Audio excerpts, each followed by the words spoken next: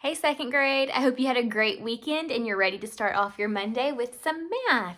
So this week we are going to be talking about 3D shapes in math. Last week we talked about 2D shapes.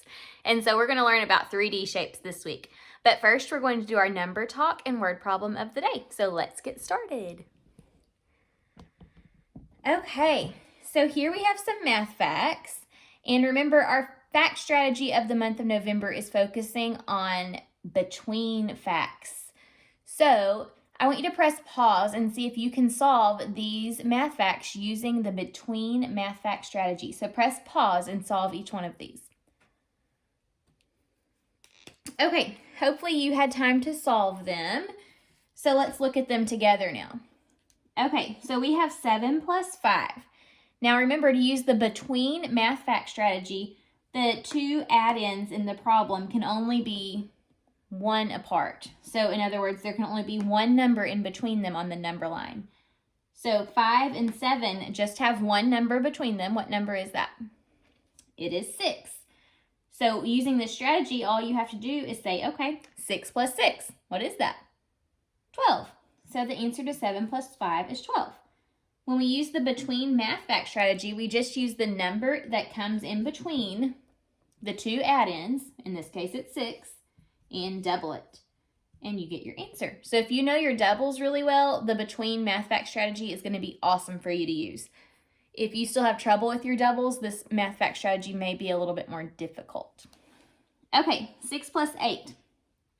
6 and 8 just have one number that comes in between them. What is that number? 7. 7 comes in between 6 and 8, so we just have to do 7 plus 7. What is 7 plus 7? It's 14. So 6 plus 8 is 14. All right, now we have 2 plus 4. What number comes in between 2 and 4? 3. So you just have to double it. 3 plus 3 is 6. How'd you do? Did you get all of them correct? I hope that you like using the between math fact strategy. I think it's a pretty awesome strategy to be able to use. As long as you know those doubles, you can use it and get the answer really quickly. All right, let's look at our word problem of the day now. And before we do that, I'm going to draw out our apps check for us. We're going to analyze, plan, solve, and check. Okay, here is the problem. Let's read it together. There were 89 slices of pumpkin pie in the cafeteria for the Thanksgiving feast. After the feast, there were 11 pieces of pumpkin pie left. How many pieces of pie were served during the feast? Okay, so let's read this one more time and listen for the question. There were 89 slices of pumpkin pie in the cafeteria for the Thanksgiving feast. After the feast, there were 11 pieces of pumpkin pie left. How many pieces of pumpkin pie were served during the feast? Did you hear the question? Well, I see a question mark here, and I know sentences that are questions end with a question mark. So where does the sentence begin? Right here. How many pieces of pie were served during the feast? Okay, that is what we are trying to solve. Now let's listen to each sentence and figure out what information is important from each sentence. There were 89 slices of pumpkin pie in the cafeteria for the Thanksgiving feast. What's important in that sentence? 89. The 89 slices helps us to know how many pieces they started out with during the feast. Let's listen to the next sentence. After the feast, there were 11 pieces of pumpkin pie left. What's important there? Well, I think 11 is important, and maybe like the words after the feast. There were this many 11 pieces of pumpkin pie left. So that helps us to know what the pumpkin pie situation was like after the feast. Okay, and so now we've got to figure out how many were served during the feast. Okay, we've analyzed the problem and found some important information. Now let's plan out what we're going to do. Okay, so we need to decide if we need to add or subtract. let's draw a part whole mat here, or a strip diagram, whatever you'd like to call it. Okay, so do we know the total that we started with? We know in the beginning there were 89 pieces, so that was the total part, or the total amount. And then after the feast was over with and done, there were 11 pieces left. So we're trying to figure out how many were served during the feast. And these two numbers together should equal up to 89 pieces, right? Because there were 11 left, so whatever was eaten must be what was served at the feast. All right, so whenever we have a whole and a part and we're missing a part, we have to subtract to get the other part of the problem. So we're going to need to do 89 minus 11. Now also, if we were thinking of it this way, where we had 11 pieces were left plus some that were eaten equals 89, it could be like a missing add-in problem. But we need to subtract to get this answer. So 89 minus 11. All right, let's solve. To solve, to start with, I think I'm going to draw out a base 10 block model and solve it that way. Okay, so 89 first. 10, 20, 30, 40, 50, 60, 70, 80, 81, 82, 83, 84, 85, 86, 87, 88, 89. All right, here's 89. Then we need to subtract 11. So we take away 1, 1, and 1, 10. All right, then let's count how many we have left. 10, 20, 30, 40, 50, 60, 70, 71, 72, 73, 74, 75, 76, 77, 78. So I think 78 pieces may have been what was served during the feast. I'm pretty sure 89 minus 11 is 78. But before I know for sure, I'm going to check my work, and I'm going to do that using an open number line. Okay, so when we subtract on an open number line, we start on the far right because larger numbers go to the right of the number line, and when you subtract, you start with a larger number.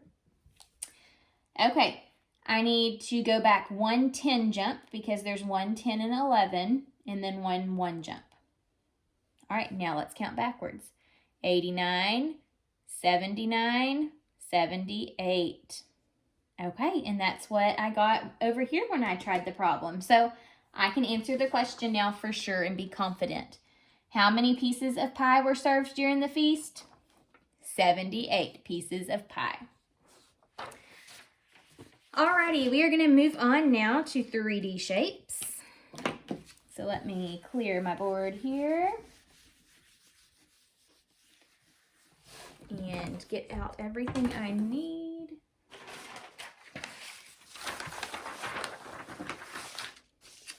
Oh, let me fold this paper so you guys can see better. Okay, that's better. All right, now we're going to start talking about 3D shapes. But first, let's talk about some important, an important definition. So 3D can be written like this. That's kind of like its abbreviation, but the long way of saying it is three-dimensional. So we're going to talk about three-dimensional figures this week. A three-dimensional figure just means it's a figure that has measurements including length, width, and height. So how long it is, how wide it is, and how tall it is. So the height part is what's different from 2D shapes that we talked about last week, because a two-dimensional shape just had the length and the width part, but a three-dimensional shape also has this height, which is what makes it three-dimensional. Okay, so let's look at our first shape that we're going to learn about. This is the first 3D shape that we are going to talk about. You may have learned about this shape in first grade. Do you know the name of this shape? I'm trying to hold it where you can see all of the sides. It's kind of hard because it's see-through. This shape is called a cone. The name of the shape is cone. Number of faces that it has. Okay, so let's talk about what a face is. A face is a flat surface where another flat surface meets it. The cone does not have any faces because it doesn't have anywhere where two flat surfaces meet. Now see, this is a flat surface on the bottom, but around this flat surface is a curved surface. It's not a straight surface meeting a straight surface, so we can't call these faces, or this a face. But what I'm going to do, I guess I'll put 0 for faces, but I'm going to write in it has one, what shape is this? Circle. So it's a circular surface. We're going to call this a flat surface because it is flat. So one flat surface. And it also has one curved surface. This is considered a curved surface that goes all the way around. So one curved surface. All right, how many edges does it have? An edge is where you have two flat surfaces that come together. This is not considered an edge here because this is a curved surface and not a straight flat one. So it has 0 edges. How many vertices does it have? Remember, a vertex is where you have a point. So how many vertices does this shape have? It just has this one at the top. So one vertex. And I'm going to write vertex because vertex is what we call it when it's just one. If there's more than one, then we say vertices. All right, and what does this shape look like?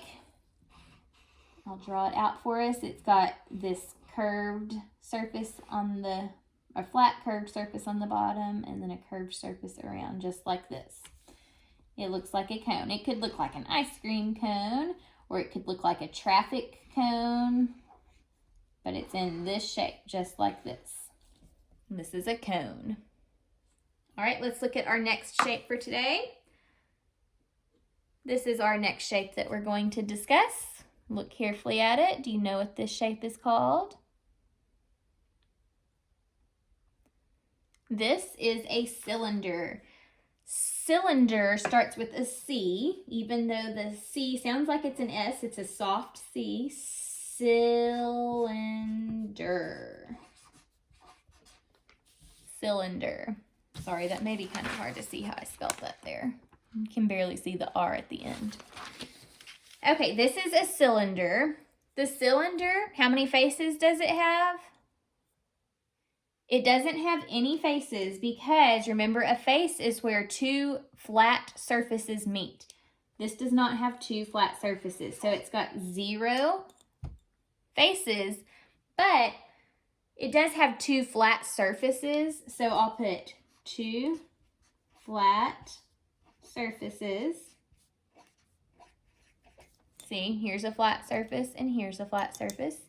And then it's got one curved surface that goes around. So one curved surface. All right, and then the number of edges it has. Remember, edges are where two flat surfaces meet. It does not have any edges because there are no faces, I mean. It's where two faces meet and there are no faces. So 0 edges. Number of vertices, there are not any here. There are no corner parts. Nowhere where edges meet. So 0. A cylinder looks just like this. It's got a circular surface on the top.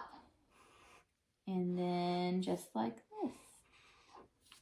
There's a cylinder. It can be sitting up like this, or it can be laying like this and roll. No matter how it's drawn or how it's sitting, it's still a cylinder. If it has these circular surfaces here, the flat surfaces that look like circles on the ends, and then a curved surface around, this makes it a cylinder. A cylinder reminds me of like a can that you may get from your pantry. It could be in the shape kind of like of a marker. This is a cylinder. All right, the last shape that we're going to talk about today is this one. This shape looks a lot like a ball. Do you know the name of this shape? This is a sphere. Sphere. A lot of times people want to call this shape a spear. That's not quite right though, because sphere has a PH in it, and we know PH says f, f, f. So this is sphere. Sphere. All right, a sphere, does it have any faces? It does not have anywhere where two flat surfaces meet. So it doesn't have any faces, 0 faces. It just has one big curved surface. So one curved surface. How many edges does it have? It doesn't have any edges. Remember, edges are where two faces meet. So 0 edges. Number of vertices? There are not any vertices. It's all completely rounded. And the shape looks like a ball. To make it kind of look 3D, I'm going to put this line in the middle to kind of show that it goes around. Okay, you could say this looks like a basketball. It looks like a baseball, a tennis ball. It's a big old circular sphere. It can be small. It can be super large. As long as it's completely curved with no edges, 0 vertices, and 0 faces, it is a sphere. All right, friends, tomorrow we will talk more about some other 3D shapes. We're going to talk about some prisms and pyramids tomorrow. So I'll see you then. Bye.